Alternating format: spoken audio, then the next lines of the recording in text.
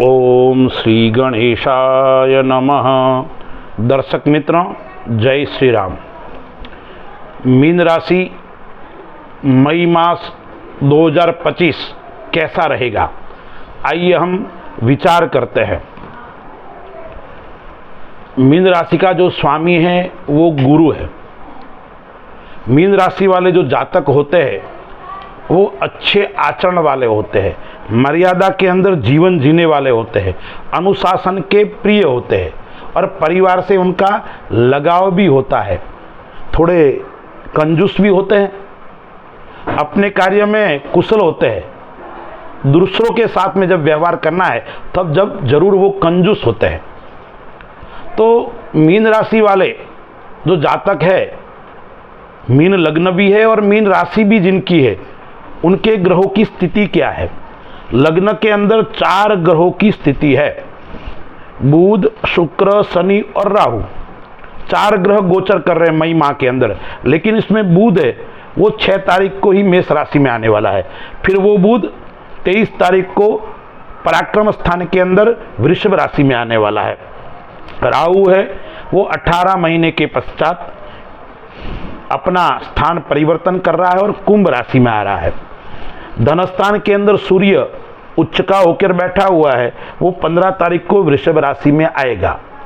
सूर्य आने से एक दिन पहले ही गुरु 13 माह के पश्चात वो मिथुन राशि के अंदर चौथे घर के अंदर आने वाला है।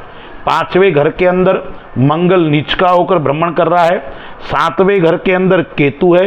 केतु भी 18 माह के पश्चात जो छाया ग्रह है वो 6ठे घर के अंदर 18 मई को आ जाएगा। यह है ग्रहों की स्थिति। अब हम विचार करते हैं इस मई मास के अंदर मीन राशि वालों के लिए कौन सी तारीख यानी कौन सा दिन खराब रहने वाला है, परेशानी भरा रहेगा।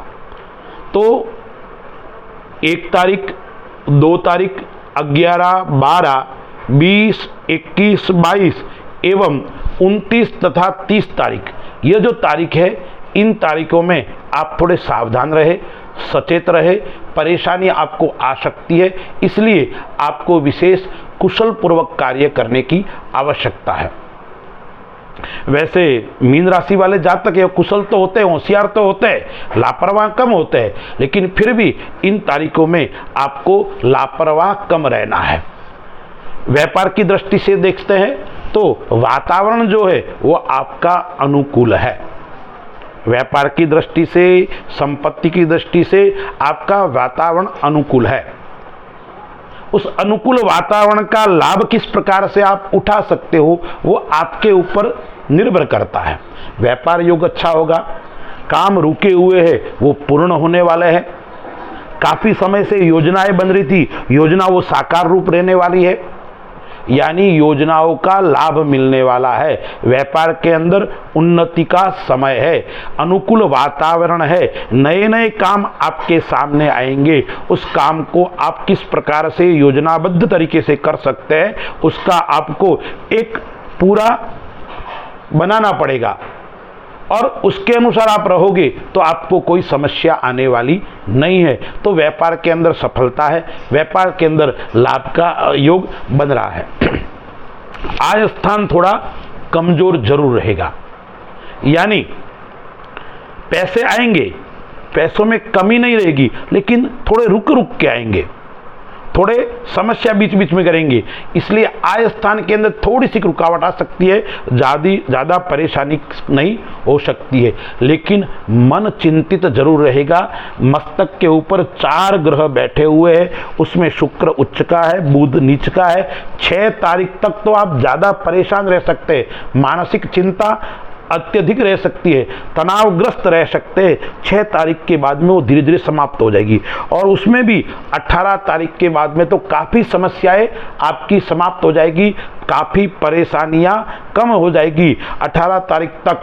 और 6 मई तक ज़्यादा गुस्सा आएगा, मन में क्या बोलते स्वभाव चिड़चिड़ा होगा और 18 तारीख के बाद में आप काफ़ी शांत हो जाओगे। द्वितीय स्थान के अंदर सूर्य बैठा हुआ है, फिर बुध भी 6 तारीख को आ जाएगा, बुधादित्य योग है, तो पैतृक संपत्ति का योग अच्छा बन रहा है। यदि आपके कोई पैतृक वाद विवाद चल रहा है, कोई पैतृक कोई विवाद चल रहा है, उसके अंदर भी सफलता की प्राप्ति होने वाली है। सौंदर्य के अंदर आपका पैसा खर्च होगा, अच्छा मकान का योग भी आएगा। आप शौक मौज के अंदर थोड़े पैसे खर्च करेंगे। इस माह के अंदर घूमना फिरना यात्रा करना, उसके अंदर भी आपका खर्च पैसा हो सकता है, यानी खर्च थोड़ा आपका बढ़ सकता है। अब हम विचार करते हैं विद्यार्थियों के लिए। तो विद्यार्थियों के लिए यह समय थोड़ा परेशानी भरा रहने वाला है। विद्यार्थियों का अध्ययन में मन नहीं लगेगा, मन अशांत रहेगा, मन बार बार उछल कूद मारेगा, और वो परेशानी इसलिए रहेगी क्योंकि मंगल यहाँ पर नीच का होके गोचर कर रहा है। और जिन महिलाओं के गर्भाधारण का समय भी है, उनको भी विशेष ध्यान रखना है। कवि है, साहित्यकार है, लेखक है, उनको भी विशेष ध्यान रखना पड़ेगा। उनके साथ में भी जो चाहे वो नहीं होने वाला है, उनके मान सम्मान में कमी आ सकती है। साहित्यकार है, कवि है, लेखक है, कथाकार है, इस प्रकार के जो लोग हैं, उनके लिए भी थोड़ी समस्याओं का सामना इस माह के अंदर करना पड़ेगा।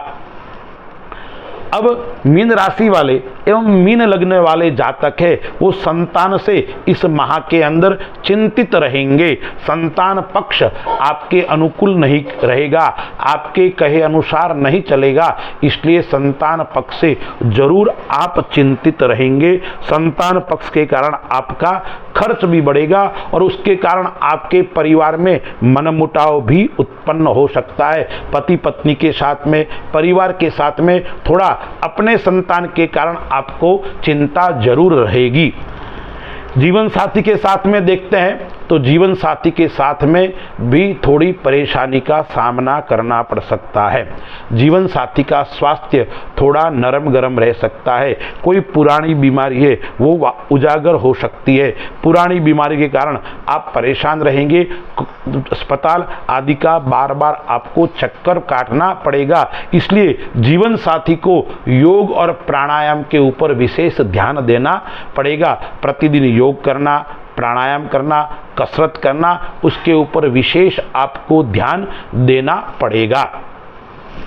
अब हम विचार करते हैं स्वास्थ्य की दृष्टि से, तो मीन राशि वालों का स्वास्थ्य ठीक रहेगा। कोई ज़्यादा हानि होने वाली नहीं है, ज़्यादा चिंता करने वाली बात नहीं है। केवल मन को एकाग्र करने की आवश्यकता है। मानसिक चिंता आपको परेशान कर सकती है, अन्य बड़ी चिंता करने की आवश्यकता नहीं है। माता और पिता की दृष्टि से देखें तो 14 तारीख तक माता के साथ में अच्छे संबंध रहेंगे, अच्छा आपको लाभ भी होगा। 14 तारीख के बाद में माता से कम बन सकती है, लेकिन पिता से ज़्यादा बन सकती है। पिता से आपके योग अच्छे बनेंगे। 14 तारीख तक पिता से कम बन सकती है, इसलिए इस माह के अंदर माता पिता से बनेगी, लेकिन 14 तारीख तक माँ से अच्छी, 14 तारीख के बाद में पिता से अच्छी। पैतृक सुख का भी योग है, पैतृक संपत्ति का योग है। पैतृक आप व्यापार कर रहे हो तो उसके अंदर भी कहीं न कहीं आपको सफलता की प्राप्ति रहेगी। व्यापार बढ़ेगा, व्यापार बाहर का योग भी आ रहा है। विदेश स्थान के अंदर भी आपका व्यापार बढ़ सकता है। विदेश स्थान के अंदर आप काम करते हो तो वहाँ भी आपको सफलता की प्राप्ति होने वाली है। अब हम विचार करते हैं यात्रा आदि योग। तो गुरु जो है, गुरु वृषभ राशि का गुरु है, गुरु की दृष्टि है वो भाग्य स्थान के ऊपर है। तो यात्रा योग आपका इस माह के अंदर अच्छा बन रहा है। आप धार्मिक यात्रा भी करोगे, आप सामाजिक यात्रा का योग भी बन रहा है, यानी समाज से आपको जुड़ने का योग भी बन रहा है। सामाजिक सेवा का योग भी इस माह के अंदर बन रहा है। एक बात आपको और ध्यान रखनी पड़ेगी, आप अपने लोगों से थोड़े परेशान रह सकते हैं, क्योंकि सूर्य की 7वीं दृष्टि वो नीच की है 15 तारीख तक। तो 15 तारीख तक आप क्या परेशानी में रहेंगे? ससुराल से आपके वैचारिक मतभेद रख सकते हैं। आप आत्मघात आदि का योग इस माह के अंदर छोटा मोटा बन रहा है, इसलिए एकांत में 15 तारीख तक आपको नहीं बैठना है, किसी के साथ में रहना है। 15 तारीख बाद में समस्या समाप्त हो जाएगी। 15 तारीख तक आप रिश्वत आदि लेने से भी बचना है, अन्यथा आपको कलंक ले सकता है। नौकरी आदि के अंदर आप रह रहे हो और कोई रिश्वत आदि के अंदर आपके ऊपर कलंक भी रह सकता है। 15 तारीख के बाद में यह समस्याएं समाप्त हो जाएगी, इसलिए नौकरी करते वक्त भी आपको सावधानी रखनी है, आपके ऊपर गलत आरोप न लगे इसका भी आपको ध्यान रखना है। शत्रु थोड़े आपको परेशान करेंगे 18 तारीख के बाद में। 18 तारीख तक ठीक है, 18 तारीख के बाद में शत्रु आपको थोड़े परेशान करेंगे और शत्रु के साथ साथ में अपने लोग, अपने आसपास वाले मित्र भी आपको परेशान कर सकते हैं। काका, मामा या फालतू के इन लोगों के विवाद के अंदर आप परेशान हो सकते हैं, उस बात का विशेष आपको ध्यान रखना है। एक बात का आपको और ध्यान रखना है, क्या रखना है?